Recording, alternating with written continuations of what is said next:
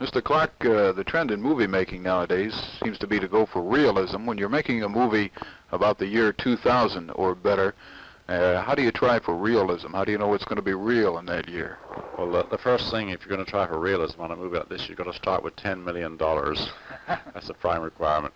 Then you've got to hire the best engineers and technicians you can from the space business to work out designs based on the things they're building right now, and then try and stretch their imaginations 30 years into the future. Do you just try for effect on a movie like this, or do you try to actually determine what the conditions will be in that year and try to make a movie that will show how these things will be? Well, in 2001, A Space Odyssey, Stanley Kubrick, who directed it and produced it and was responsible for most of the special effects too, he tried to get an exciting story as well as the realistic background. So it's not a documentary, although it is extremely realistic. But this is a story, and I've done the novel at the same time. So it's an adventure, not, I say, a documentary.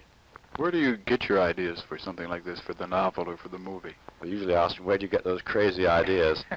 Well, I've been thinking about space for over 30 years. I joined the British Interplanetary Society, I think, about 1934.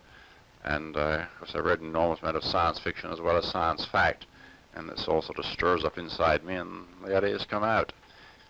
Now, you say you've been doing this for 30 years. 30 years ago, you obviously had certain ideas about the year 1960, 68. Have any of these come true to speak of that you thought of 30 years ago? Yes, though many of them have come true a lot sooner than I expected. I never imagined that the moon would be reached in my lifetime. Now I'm getting impatient to see what it's like on Mars. Okay, thank you very much.